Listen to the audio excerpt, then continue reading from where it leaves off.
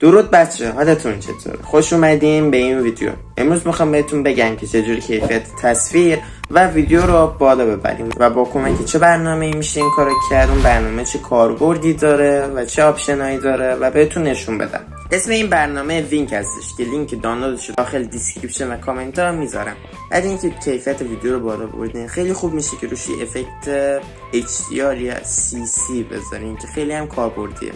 و احتمالاً توی ویدیو دیگه بهتون بگم که با چه برنامه میشه این کارو کرد و چه افکتایی خوبی که احتمالاً با برنامه کپکات بهتر میتونه نشون بده. خب بریم سراغ ویدیو. اول از همه به برنامه وینک نیاز داریم.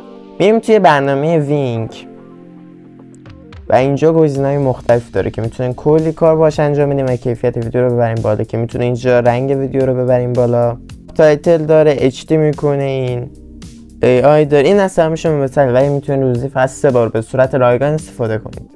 نویزای تصویر رو برمی داره، حتی رزولوشنش هم بالا میبره و کلی چیز دیگه که خیلی به دردتون میخوره. اول از همه که میتونین 3 روز از این استفاده کنین، بهتون نشون بدم. میایین اینجا ترای ناو میزنین و 3 بار استفاده دارین.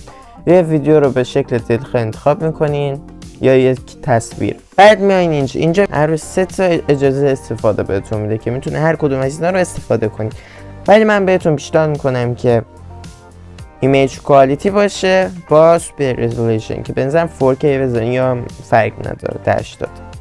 بعد اوتو رو میزنین، ثبت میکنین. میتونین ثبت کنین، ویو لیدر رو بزنین.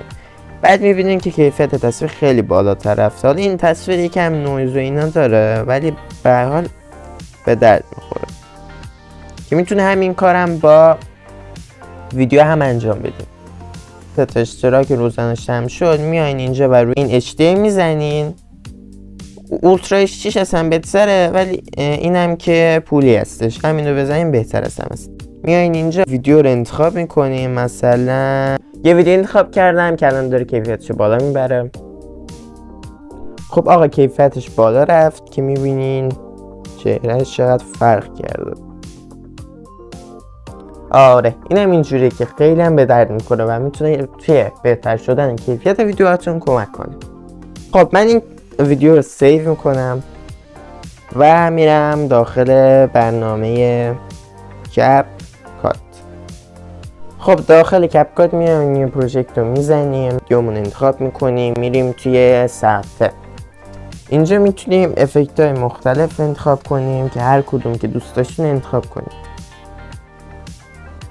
HDR رو داره، اینو داره و دیگه اینو داره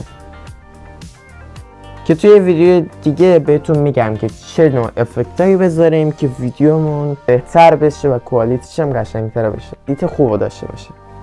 خب دوستان خوبم بود از این ویدیو بالا بردن کیفیت. مرسی که تا اینجای ویدیو با ما همراه بودین. توی ویدیو دیگه بهتون نشون میدم که چه افکتایی استفاده کنین، چه برنامه خوبن. تا ویدیو دیگه بدرود.